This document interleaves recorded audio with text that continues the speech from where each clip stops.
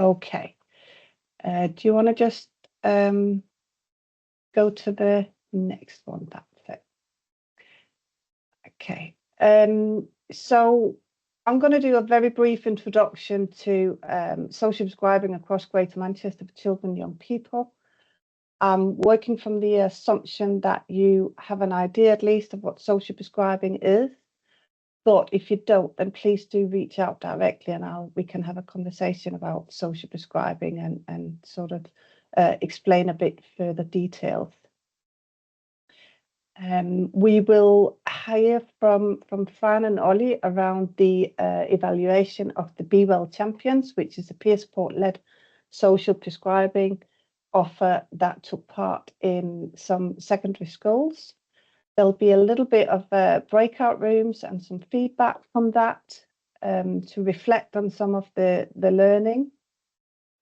You'll be happy to see you've got a 10-minute break. And then we will hear from Nick around football beyond border, but mainly focusing on analysis and how they've been using the Be Well data to show impact. And then we'll have a little bit of reflection time again, and then we'll be wrapping up for 3 o'clock. So I hope that's okay for everybody. Next slide, please. There we go. So why do we need more support for our children and young people, in particular holistic support? Well, we know that a lot of our young people have got trouble with their mental health and well-being. And we know that they are waiting for a long time for the more statutory services, and that often results in an escalation of the ill mental health. We know that a lot of our children and young people are living in households with challenges that evolves around wider determinants of health. And we know that there's been a huge increase just in the referrals into mental health services since 2021. And there's a bit more around these findings in the link, and we will be sharing the slides. Next slide, please. Okay. So why are we talking about a holistic approach to supporting our children and young people? And an example of that is social prescribing, but there's obviously many other holistic interventions that are happening. So we know that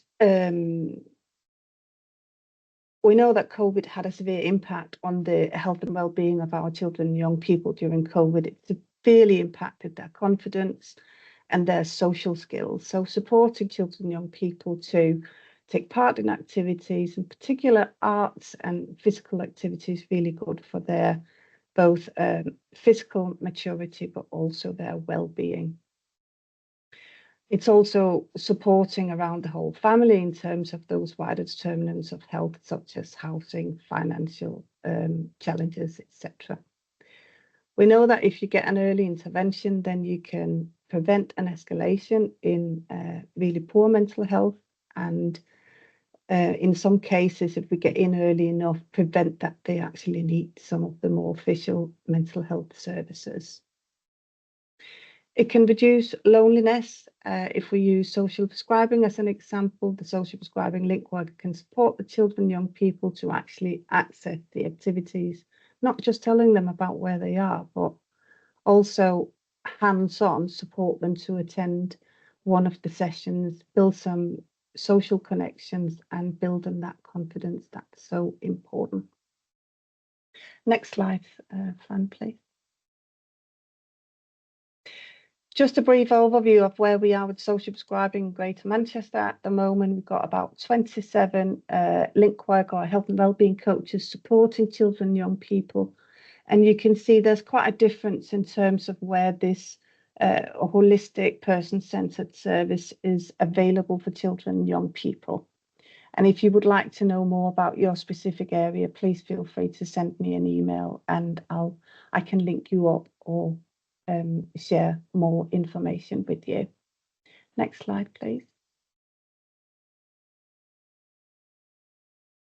That was me done. I'm going to pass on to Fran and Ollie. Thanks, Charlotte. Hi, everyone. Lovely to meet those of you that I haven't met before and to see some familiar faces. I am Fran Speakman. I am the Programme Manager for Be Well based within the GMCA. And I'm here with a lot of different colleagues this afternoon, not morning, to talk through various different elements of the Be Well programme. We will be using Mentimeter through the afternoon just to capture some of the thoughts that you've got. So we'll share the code and the QR code later on in the presentation. But if anyone wanted to join that, and we can pop it in the chat as well in a second. For anyone that is not familiar with Be Well, or anyone that wants a refresher, Be Well is a collaboration between the University of Manchester, the Gregson Family Foundation and Anna Freud.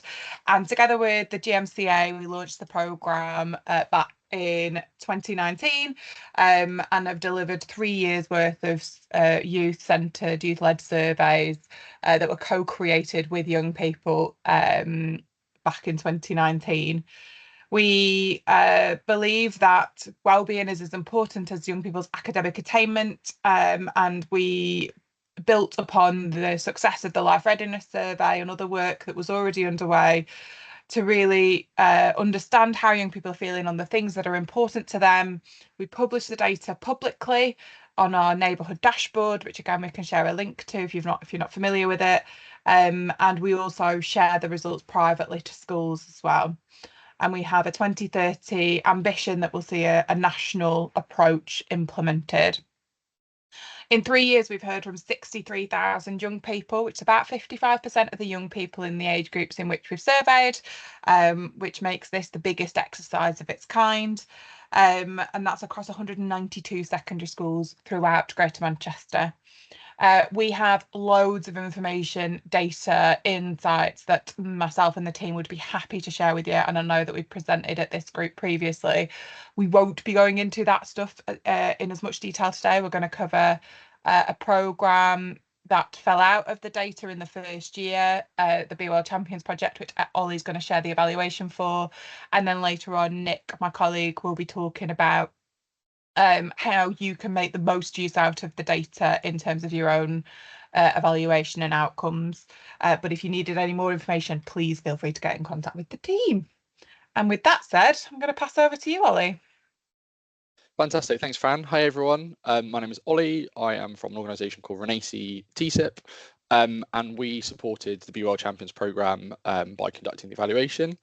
And so what we're going to talk about today is kind of sharing some of the kind of key findings from our evaluation of the programme, and also going to kind of open a discussion around kind of what resonates with everyone in the room, and kind of reflecting on sort of wider social prescribing work that's going on currently. If you go to the next slide, please, Fran. Cool. So we're going to do 4 different things today. So first of all, we're going to talk through a bit of the basics of Be Well Champions, going to provide a bit of an overview of how the programme unfolded. We're then going to look at kind of what impact did we see on the young people that participated as Be Well Champions. From there, we're going to move to looking at kind of what did we learn through the process of delivery, and then kind of we'll open it up for discussion at the end of that. Cool. Next slide, please. Cool. And again. Cool. So to give you a bit of an overview of the Be Well Champions programme, as Fran said, Be Well Champions emerged from kind of the first year data and a desire to sort of build on some of the key findings. And Be Well Champions was a pilot programme that combined both social prescribing and youth-led commissioning. The programme itself was delivered across Greater Manchester in 5 neighbourhoods, so Bury, Rochdale, Tameside, Trafford and Stockport.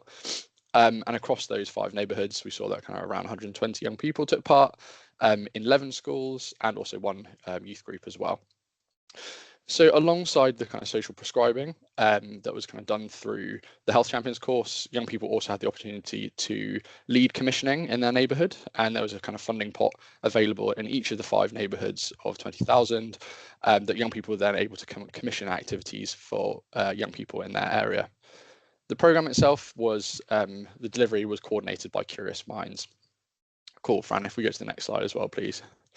I'm going to talk through 4 different aspects of the kind of the programme itself. So there are kind of 4 key blocks to how the programme was delivered. Again, if we go to the next slide, please, Fran. So first of all, a core element of BUR Champions was the Health Champions training itself. So that was coordinated through the RSPH, so Royal Society for Public Health Champion course. So that was offered in each of the participating schools. So to kick off the programme, so this took place in 2022 to 23, school leads in each of the schools received training to deliver the Health Champion course in their schools. And then they worked with the young people to kind of go through and lead that course. So the Health Champion training itself kind of incorporated a range of different things, but really looked at understanding a bit more what are the kind of key issues affecting young people related to their wellbeing and mental health, and also health more broadly. So things like substance abuse, wellbeing, mental health, but also thinking about kind of social media and its impact as well.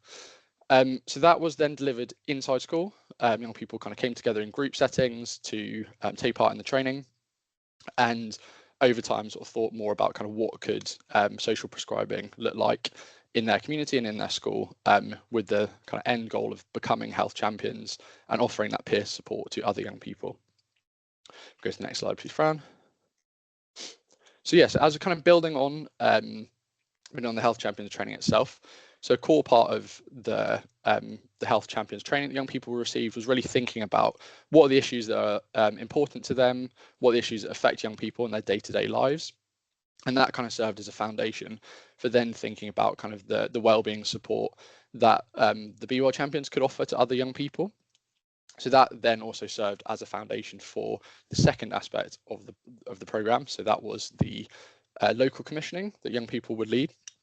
So the idea was that by becoming health champions, young people would have a better understanding of some of the issues affecting their peers, and then commission activities that could then support that over the summer period.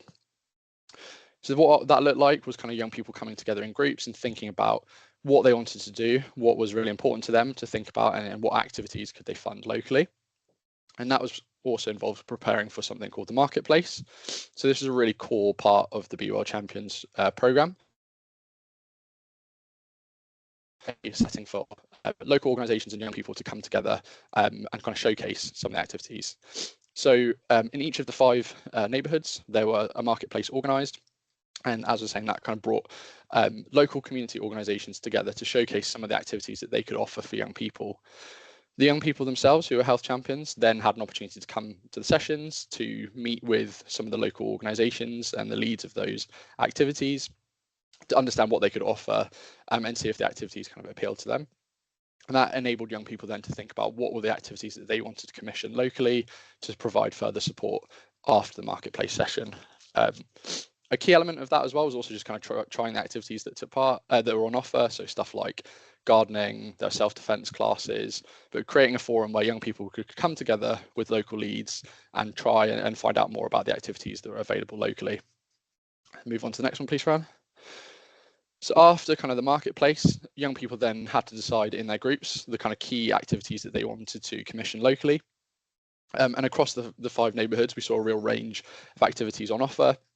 So stuff like gardening classes, self-defense, dance, fishing, and those activities were commissioned by the young people in the groups locally and offered outside school time, primarily in the summer holidays. And that was kind of the final part of the overall kind of BUR Champions program. Cool. And we've got a couple of photos here of some of the young people taking part in activities. So we've got some young people kind of trying out some DIY, making some things on the right, and I think young people on the left doing a bit of fishing. So yeah, those are some of the activities that were offered, and kind of really important to recognise the kind of I guess sort of hands-on nature of many of the activities, and really giving young people opportunity to try activities that could link with and boost their well-being. Cool, thanks, Fran. If we go on to the next slide. Cool, so I'm now going to talk about some of the impacts that we saw on young people through the evaluation. And before we kind of jump to the next slide, just to give you a bit of an overview of kind of some of the activities involved in our evaluation. So we spoke directly with some of the young people who were BUR champions. So on the slide, we can see this was a session bringing together young people from 2 schools to talk about their experiences, and that formed a really key aspect of our evaluation. We also spoke directly with community organisations who were the delivery organisations for some of the commissioned activities, teachers, and also the project team themselves. And that kind of enabled us to get a good understanding of the impact across the board, and kind of later what we'll talk about in terms of sort of what are the key learnings from delivery. Cool, next slide please, Fran. Across BE World Champions, I think we saw 3 key impacts that I'm going to talk about in a little bit more detail. The first one is really important, is thinking about kind of the context within which BE World Champions itself was delivered. Young people were kind of emerging out of the COVID-19 pandemic, coming together as part of BE World Champions, created space for them to kind of come together, build connections, and meet new people. That's really important, as many young people kind of were severely affected by the impact of the COVID-19 pandemic and kind of periods in lockdown.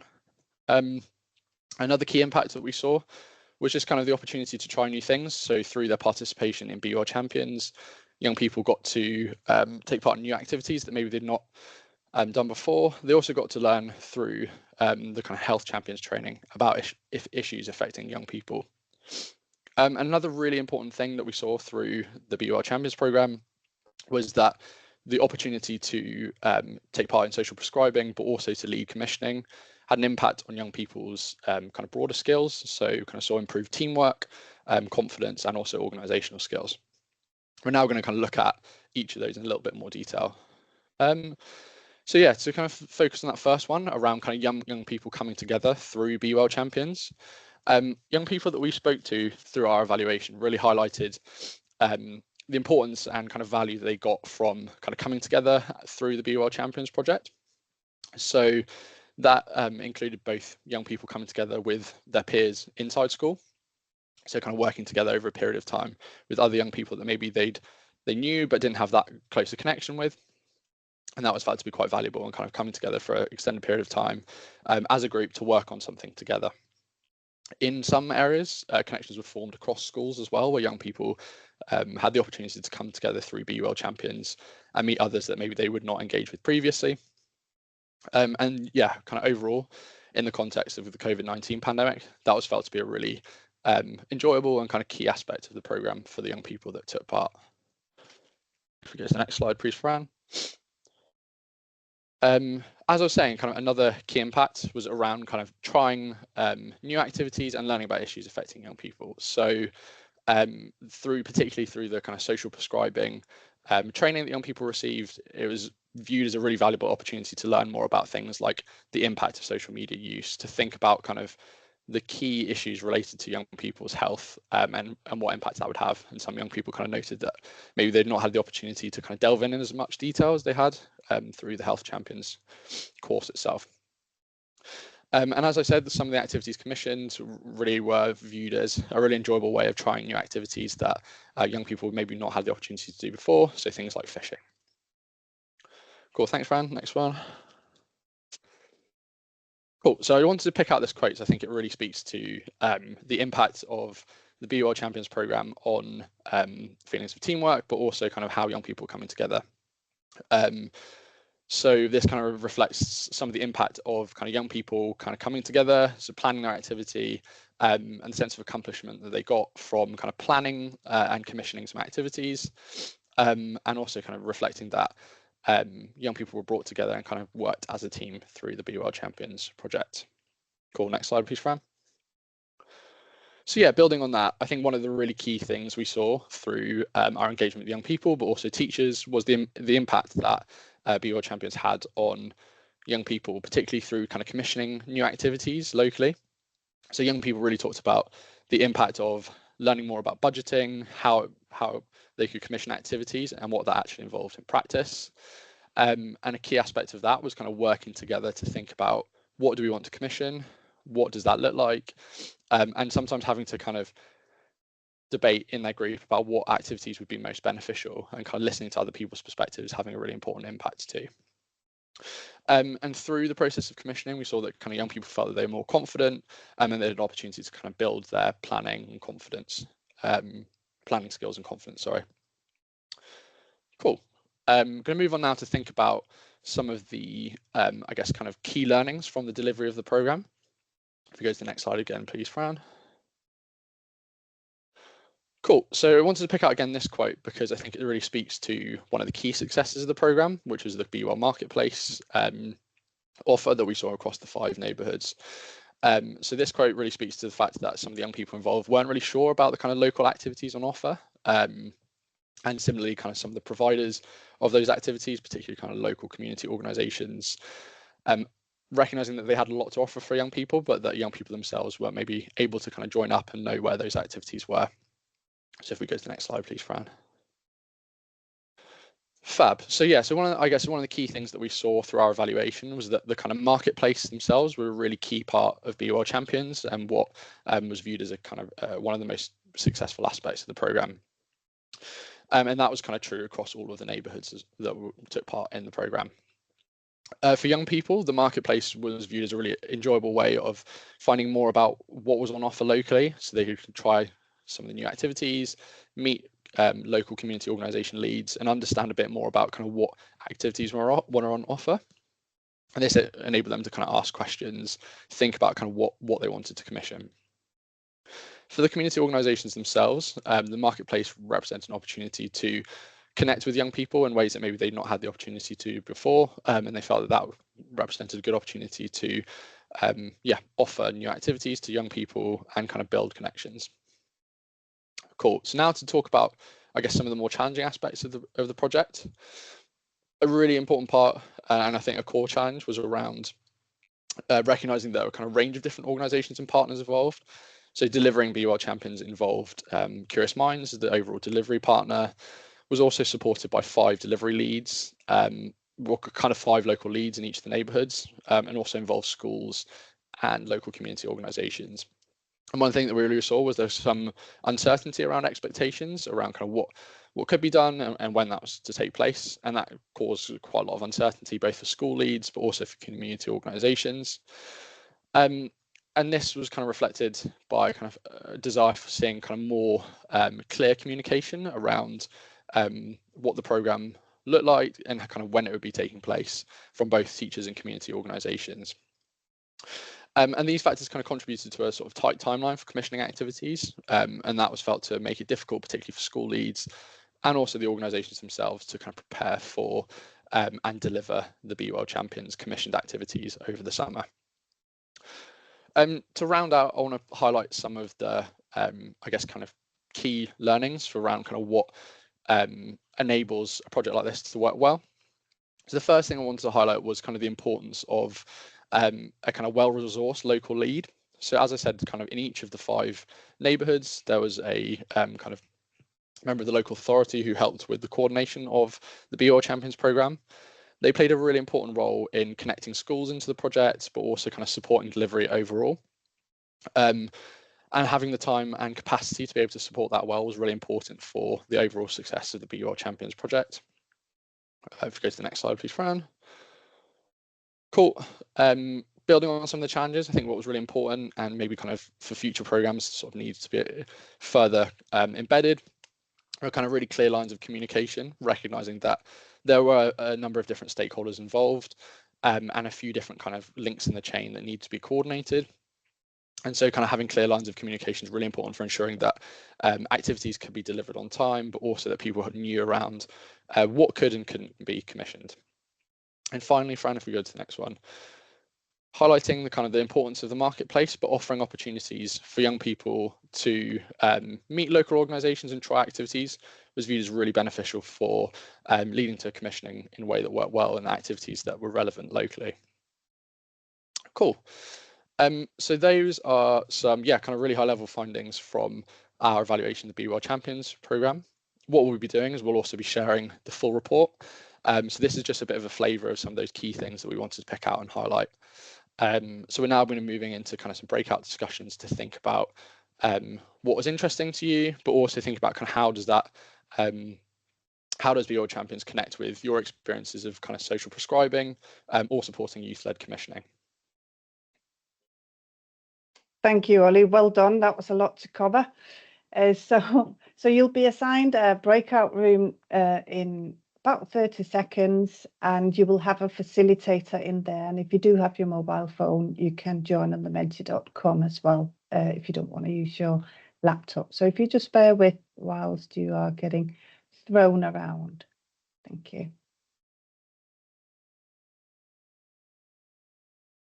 Well, We'll thanks, kick off. Charlotte. Yeah, just a quick shout out to those of you that are doing other things that we're back and ready to get going.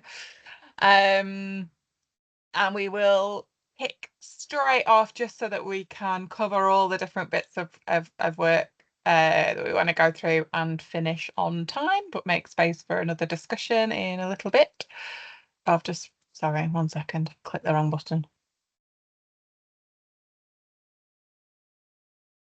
Okay.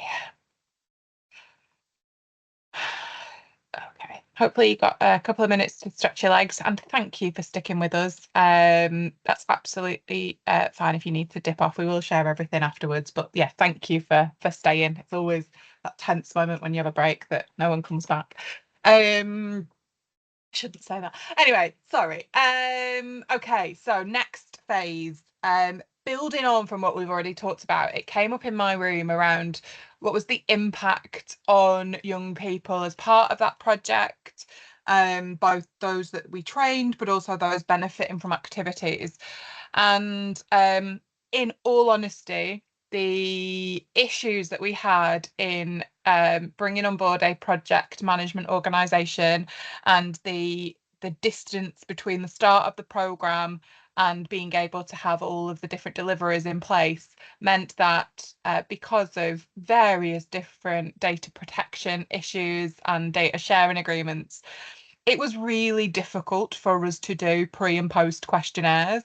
And so one of our major ambitions in demonstrating the impact of some of this work was dampened by, factors beyond our control. But that's not to say that we don't have some data, and can definitely talk about some of the good outcomes that we had from some of the delivery organisations. But if we were to do this project again, we know more now as to what we can do with the Be Well data.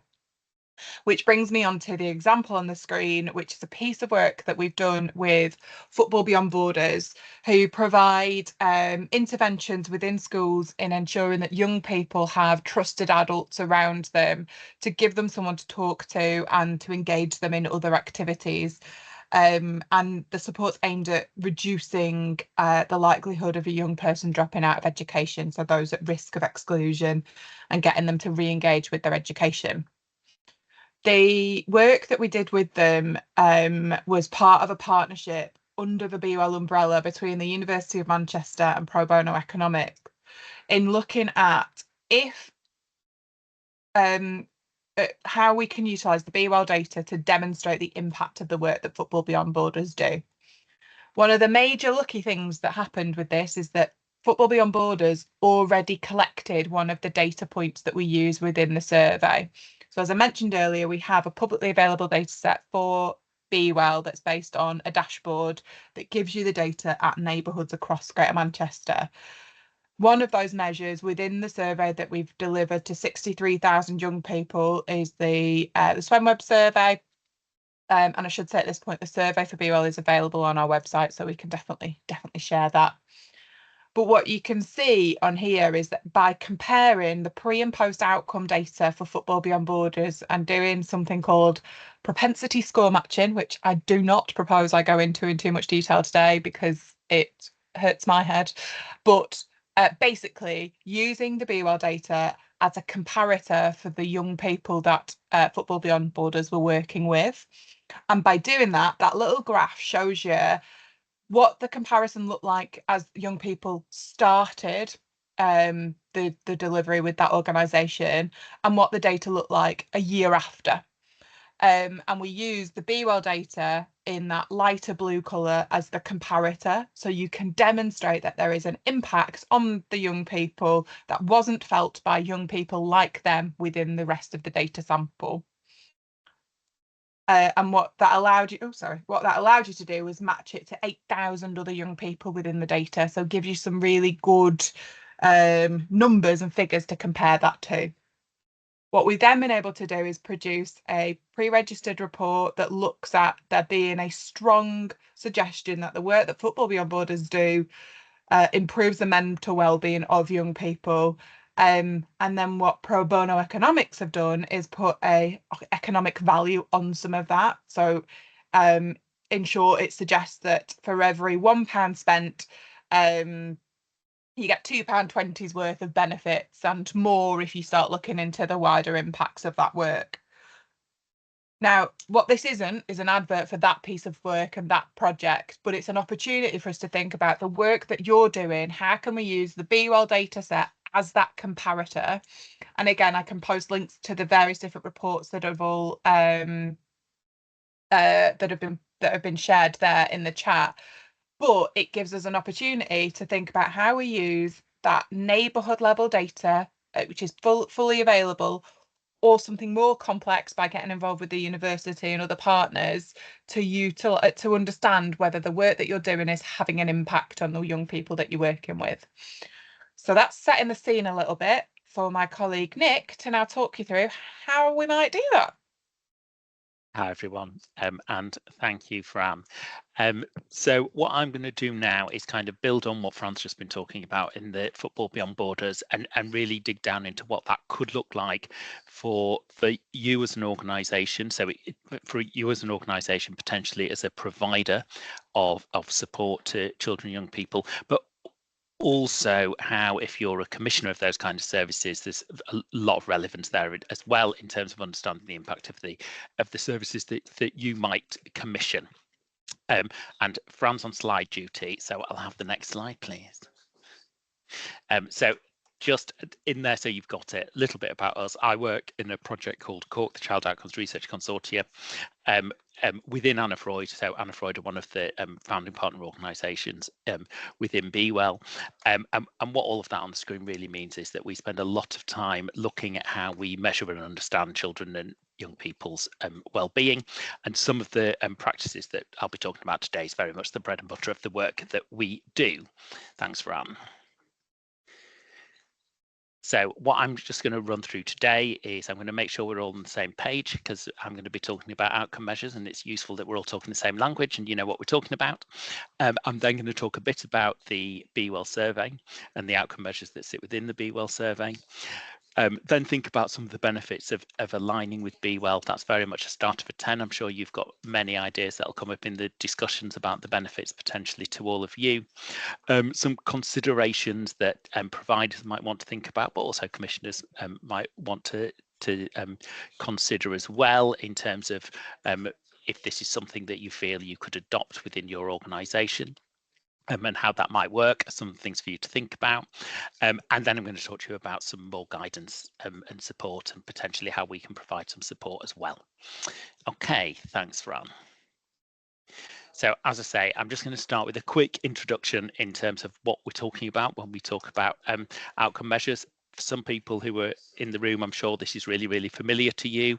For some of you, less so. So I'm going to put it out there in the first instance. So what we're talking about here are basically tools, usually sets of questions or statements that relate to the state of an individual's mental health and well-being. So we can use them to kind of measure changes within children and young people, and these can focus on the areas that you're trying to improve. So they're usually questionnaires. If you go on the next slide, Fran, you can see what you might have seen these before. You might have been using them in services. They're usually questionnaire based. Sometimes they're called mental health questionnaires, but they do cover a whole range of other areas of well-being. They're designed, the sets of questions are designed to measure specific things, and they have a really sound research basis that, you know, they're validated, they're standardized. What that basically means is they measure what they're meant to measure. And if we see change on those measures, we can be pretty confident that things have changed for that young person. And what we're talking about here is usually ones that are completed by young people themselves. Usually how it would work if you were working in an evaluative way, just like Fran described in the Football Without Borders example, they used a particular measurement tool at the start, and they used the same one at the end, and they looked at what the difference was, and then they were able to compare the difference on the Football Without Borders cohort with the sample identified within the Be Well cohort and make a comparison, and then that was how they were able to establish their impact. That's a very simple way of saying something that was much more complicated for the data team, but at its most fundamental, that's what we're talking about. Thanks, Fran. So the Be Well survey, which Fran talked about the Be Well survey earlier, and as she said, 63,000 young people across Greater Manchester have completed this survey. So we're talking about a really large data set, already publicly available, broken down into neighbourhoods. So those very areas where all of you are working. Next slide, please. So in terms of what the Be Well survey is, it was developed with young people, and what it draws on is some of these outcome measures and established scales that I was talking about before. So within it and within that booklet, and I did post the link to the booklet a little bit before when Fran was talking about it, it says very clearly where there's a set of questions, it says what the source of those is, and in the main, these are the type of outcome measures I've been talking about already. They're drawn from large-scale surveys that have been used in research. So it's a set of questions that has a really kind of robust history. Sometimes it includes a full scale, sometimes it has a shorter subscale that really focuses on a really tight particular aspect of well-being. Sometimes it's a bit broader, and they link to what we call within Be Well the domains and drivers of well-being. So the domains being aspects of well-being, and the drivers being those kind of factors that influence them. And if you look across that range, you will see areas that feel relevant to the work you do. Thanks, Fran. So I've just done a quick screenshot of the contents page that gives you an idea of the range of things that are covered under those domains and drivers. Underneath in the booklet, when you have a look at it, there are many sections within those. So within understanding yourself and within emotions, there are different aspects of that as well. So there's lots and lots of information in there. Fran would know the exact number of items that are within that survey, but it's about 130, I think. So you can understand how comprehensive that is and why that creates such a great opportunity as a data set. Some of the things that are included in there, so psychological well-being, how people are feeling, things around self-esteem. That was something that came up when Ollie was talking earlier about the Be Well Champions work. Things around emotion regulation. We know often work with children and young people does focus on emotion regulation and how they manage their emotions. Also, there's sets of questions relating to relationships. They can be peer relationships, relationships with parents and carers, relationships with school staff. So a huge range of things that are covered within that. More than I can list now without boring you all, but you've got the link. Okay, next slide, please, Fran. And so to kind of illustrate, I've just chosen those 4 areas. So for psychological well-being, this was the example that was used in the Football Beyond Borders. They use a really well-used scale that you might be familiar with, the Short Warwick Edinburgh Mental Wellbeing Scale, which is usually shortened to SWEMWEBs because it's very long.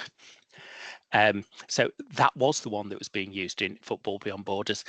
I mean, that was a lucky coincidence, but you could see what they could do with their data and the Be Well data because of that happy coincidence. And we're going to think a bit about actually whether we can reduce the element of coincidence and really think about making some conscious choices to align. So some other examples there, ones that you might be familiar with.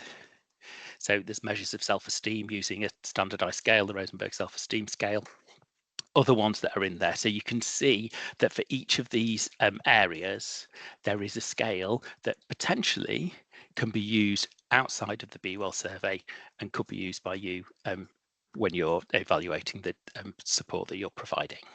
Okay, next slide, please. So hopefully you've got a kind of picture of where this can go. So as in Football Beyond Borders, if there's an alignment with the measures being used to evaluate the work that you're doing, there are benefits that can be gained because of this large data set that we have for Be Well that focuses particularly on Greater Manchester. Okay, next slide, please, Ron.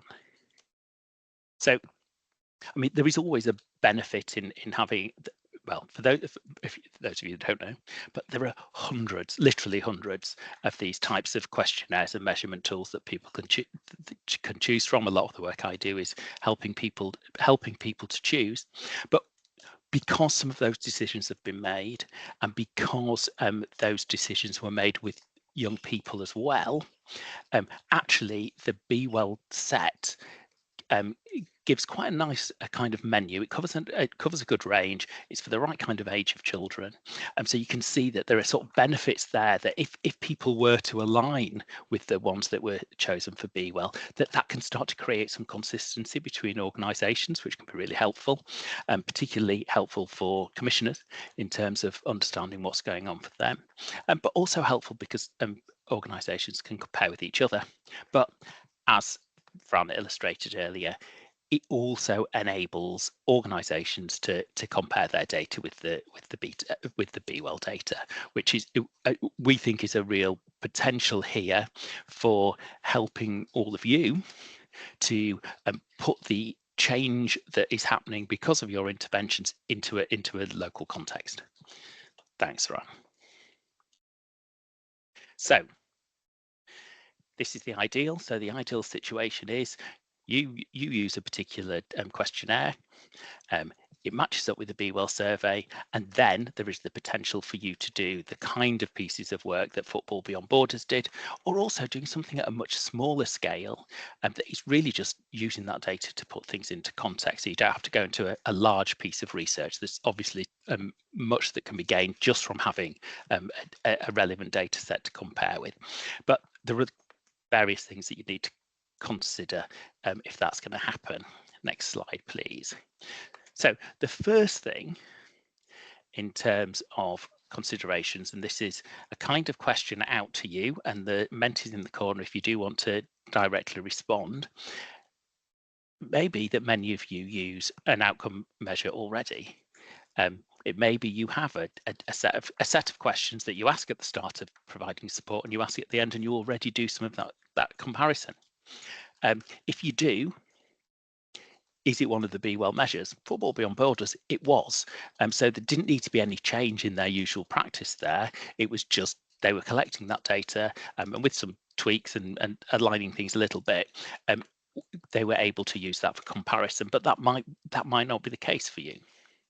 But it may be that if you are, you might consider changing it because you can see the potential of being able to draw on this large data set to help you contextualize and evidence the impact. So some things to think about there in terms of what your current practice is, and what the implications might be if you were to change. So some things to think about. If you're not using an outcome measure currently, then obviously it's an opportunity to think, do you know what, maybe this is something we could be doing. This would be an extra bit of evidence that we can be gathering to help us understand the impact of what we're doing, and then thinking about, how do I choose? Thanks, Fran. So in terms of choosing, you know, as it says here, there isn't a single tool that will do all jobs. So you might need to choose a couple of things that actually reflect the range of outcomes that you're looking for. But the basic thing that you need to do is be really clear on what you want to measure. And this is an area we do a lot of work with services on. And when I talk about the kind of wider offer, could very definitely be a focus of that. But just what are the outcomes of your support? What are your intended outcomes? What would you expect to see change? And that's the first step in identifying your measure, looking at what the tools might be. Now, sometimes that's choosing from that huge range of hundreds of different measures, but actually having that Be Well set of actually helps in terms of narrowing that exploration, and has actually done some of that decision making for you. And as I said before, these are measurement tools that we know are suitable for the kind of age groups that you're likely to be working with. If you work with younger children, a bit older children, it's a bit trickier, but we know that they kind of work. We know they're acceptable to children and young people because they've been involved in selecting them, and we know that they're available easily available, usually at no cost. And you have that comparison data. So these are all the things we always say to consider, but some of those decisions have already been made when the Be Well survey was developed. Okay, next slide, please, Fran. So this just sets it out in kind of step by step of what you would need to do if you were going to put this in place. You may have these kind of processes in place already, in which case this is just a reminder of the steps that are be there, but just thinking about why you're doing it, thinking what that data might need to be, and then making the selection from the ones that are in the Be Well tool, and with a big emphasis on consulting and sharing that decision making. And then thinking about how you're going to collect that data. So are you going to do it on paper, or are you going to do it electronically? We usually recommend trying it out with a small group of children and young people to begin with, to see how it goes before you kind of review it and implement it more widely. Next slide, Fran. So as one of those important considerations is very much about consultation. You know, we would always encourage you to engage staff, the staff that will be working with children and young people that will be administering these questionnaires. But secondly, but by no means less important, more important, is service users themselves, and how acceptable are the questionnaires that you're selecting to those young people. So, you know, doing some work with them, saying this is the kind of approach we're thinking of taking. What do you think? Have you got any feedback for us? And thinking not just about the questionnaires, but also about the kind of processes that sit around that. How do young people prefer to do that? What do they want to know? And we've got lots of guidance about how to do this. Next slide, please. So I've done, this is not a real example. This is an example of how it could work. Okay, next slide, please, Fran. So this is absolutely created, but what I wanted to do is kind of show how this could work in a pretty straightforward way. So the Football Beyond Borders is a real example. This is not a real example. So an example here, someone provides some, they provide some music workshops, but one of the things they're intended to do is about improving well-being, and they want to demonstrate the impact of the work they do. They want to make comparisons. And this is what they did. It's very similar to what was done in the Football Beyond Borders example. In fact, it uses the same questionnaire. So basically, they complete the questionnaire. If you align that timing with when the Be Well data collection happens, that's better in terms of comparator data, if that's feasible, but still there's benefit to do it if there isn't. Thinking, okay, we want some demographic data, we also want some postcode information so that we can use that neighbourhood information to understand what's going on within the locality where those young people live. When we're talking about evaluation, we also want to understand actually what is it that those children and young people have received. So if it's a weekly intervention that runs for 25 sessions, for example, runs for about 6 months, it's important to monitor whether actually somebody comes to 3 sessions or comes to all 25, because in terms of understanding the kind of dose of something that people have had, that can be really important in terms of evaluation. So choosing a questionnaire, gathering some reasonably basic demographic postcode information, doing some monitoring, which is probably the monitoring you do already in terms of attendance, so not creating huge amounts of additional data collection, then completing that survey again a year later gives you a really useful set of data for you to understand the change that's happened because of your intervention, but that can also be compared with that Be Well data. Okay, next slide. So this is what they can then look at. So from those relatively straightforward steps, that invented intervention would be able to look at how well-being has changed using a validated tool, very straightforward. They'd be able to look at how the changes that they saw in well-being were compared with those in the neighbourhood in general, because you've got that comparator data from Be Well. What you'd also be able to look at is what the profile of your group is, because of the demographics, and what the profile is of the group within the comparator data. So you could see whether you would expect any skews in the data from that. So this is all stuff that you could do yourself with the data that's available. The example that Fran talked about earlier, where we used propensity score matching, that's a way of making more accurate comparisons within it. But even with the data that's available currently, it's possible to have a look at it and have a reasonable and be able to draw some reasonable indications as the impact that you're going to have. Okay, next slide, please. So this is kind of offer. This is what we do. This is what we're suggesting that you do, but we'd also like to offer some kind of more guidance and support around that. Okay, next slide. Actually, the one after that. I've changed my mind on the order of these. So as we, the Cork team, the people I work with, are one of the partners within Be Well, we are able to offer some direct support to some of you, to support some organisations, to help you go through those steps. So to help you with choosing what to do, to think about what that might look like, to give you some guidance and support around engaging stakeholders, and all of that kind of process that I've gone through at a reasonably high level. So we can support you with that. So if you are interested in that, then be in touch with Be Well, and we can make that happen.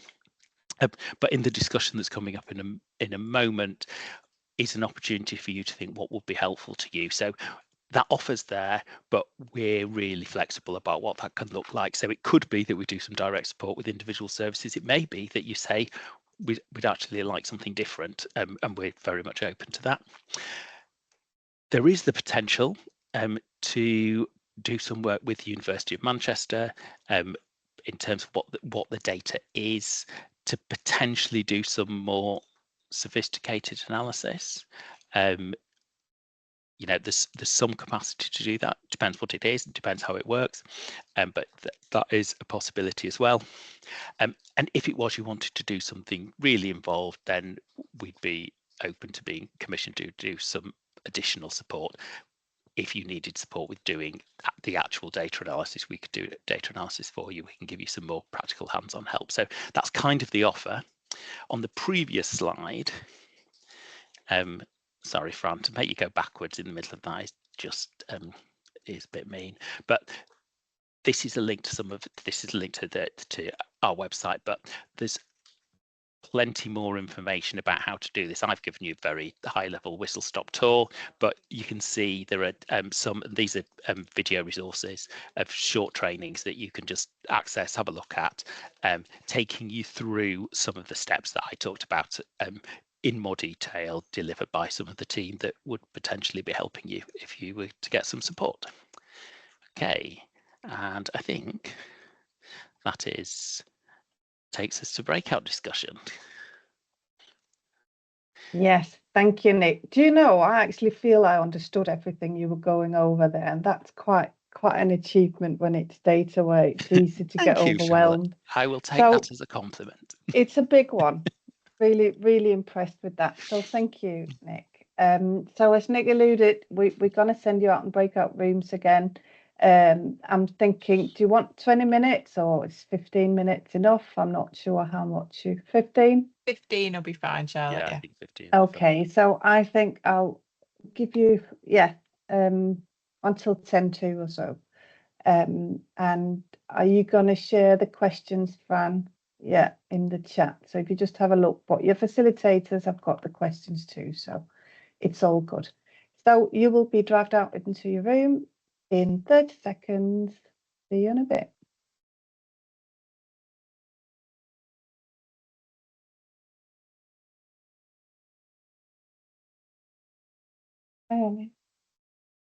Hey, I accidentally left our room and then end up leaving the call altogether, so I'm back.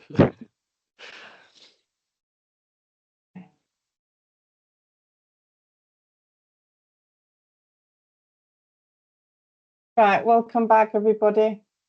I can see we've lost a couple along the way, but we're still a Really good group. So we're just going to spend a couple of minutes just to hear back from the facilitators, and then maybe you can get 5 minutes back.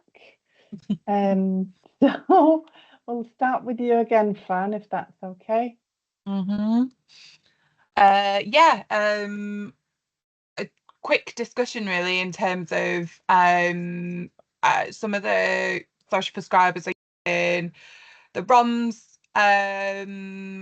outcome measures, mainly because that allows young people to set their own outcomes in terms of what they want to achieve, which is a really great reflection in terms of, you know, why we want to see an improvement. And a couple using ONS, which can have there's some of those questions are involved in the BOL survey, so a good opportunity to link at that. But a reflection from colleagues in Trafford that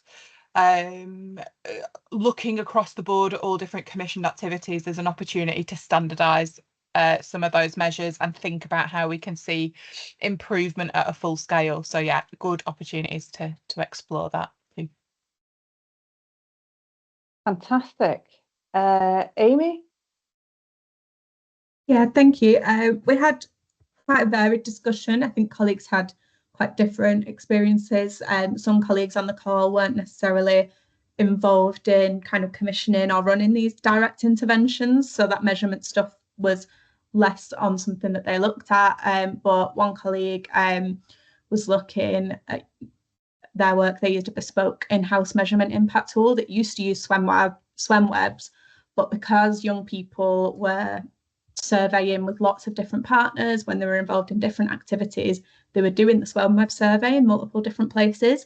So it felt quite repetitive and young people weren't too keen on that, which is interesting, I think, because we reflect at BUL a lot about young people getting survey fatigue. You know, young people are always asked to do these kind of things. So it's interesting to hear, you know, some of the challenges of trying to use the same measure in the same place, but something to think about if we can, yeah, make that case and how we use that broader measurement in line with other parts of BUL data whilst also not overburdening young people. Thank you, Amy. And it's an interesting one because we're talking a lot around encouraging activity providers to do some of the same outcome measures as are being used in the support service. But it's that's an interesting point to reflect on. It just means if it's not the same outcome measures we're using, it's really hard to see that long-term impact over 12, 24 months. Okay, thank you. Nick? Thanks, Charlotte. Yeah, we talked about some of the things that were used in services in Greater Manchester. So the goal-based measures where a young person chooses their own goal and we measure progress against that. And we talked about how using that alongside a more standardised measure is really common practice within mental health services, and perhaps there's something that can be learned from there. We also talked about young people's and linked to their survey fatigue, young people's attitudes to that, and potentially focus for a bit of follow-up on how that works, and actually the importance of engaging young people in some of that decision making, and understanding what data is being collected and why that's meaningful and why that's important, and sort of bringing young people with us through the use of measurement tools rather than it being something that's kind of done to them, as something to potentially follow up on, to kind of get away from that challenge of I feel like I've been asked the same set of questions all the time and I don't even know where these answers are going. That's a really good point, Nick. Thank you. I guess we assume people know, and we can't assume, do we? So no. Ollie? Yeah, thanks, Charlotte. I think for us, so yeah, it was kind of quite a varied discussion as well.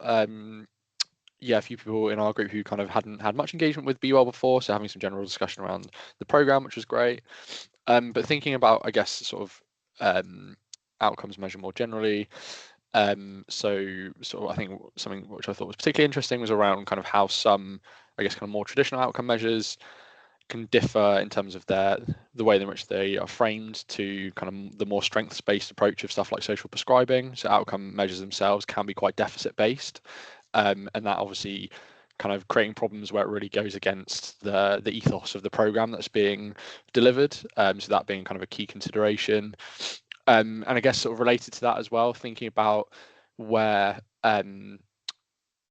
communities have poor experiences of engaging with services in the past, and where the importance of building that trust over time, where outcome measurement can actually be quite damaging to the overall delivery of a service, when the really important thing is taking the time to build that trust, to invest in services for a longer time. I think we had a reflection on kind of how when things stop getting funded and services retreat, the impact that has, and particularly thinking about outcomes in those contexts as well. So yeah, some really interesting kind of broader discussions. Thank you, Ollie. There's a lot coming out, I think, from those breakout rooms that are really interesting to look into further. Peter. And regarding service evaluation, then most of them will do some follow-ups in different time period. For example, like 2 months, 2 weeks, 6 weeks, or even like 1 month, and they will do some interviews and see what comes up, and if there is a service need, and after evaluation, then they will just do some referrals. And the evaluation period can be extended as well. And some of the participants in our group were service providers, so they would be responsible for service delivery, but not mostly about to evaluate the effectiveness of these kind of service.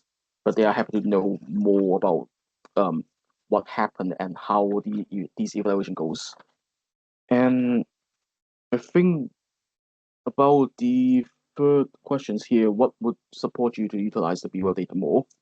And one suggestions said that if it requires lesser documents and maybe have a shorter questionnaires or shorter questions, then it would be great. Yeah. Thank you, Peter. Again, a very different conversation. So that's brilliant. I think as a follow-up on this, we will share some of the key feedback from the groups. We will be sharing, I think, Fran, the full report, the full evaluation as well, and the recording. And I know we have children, young people, social prescribing leads group where we've had conversations around outcome measures, and I think it would be really interesting to look at aligning some of that maybe with BWell, but it all down to the leads to make that decision. Obviously, that's not one I can make. So please all stay in touch if you're testing any of this out, or if you want any support, then please do reach out to, you know, Nick, Fran, myself, Ollie. We all here and really happy to engage and have further conversations to move this forward. Really want to show the impact of everything that you're doing, whether you are a social prescribing provider or service provider, or activity provider, or if you as a commissioner want to have a conversation about how we can work better together in a partnership around. So thank you for taking part, for feeding back, for staying with us, and have a lovely afternoon. Thanks very much.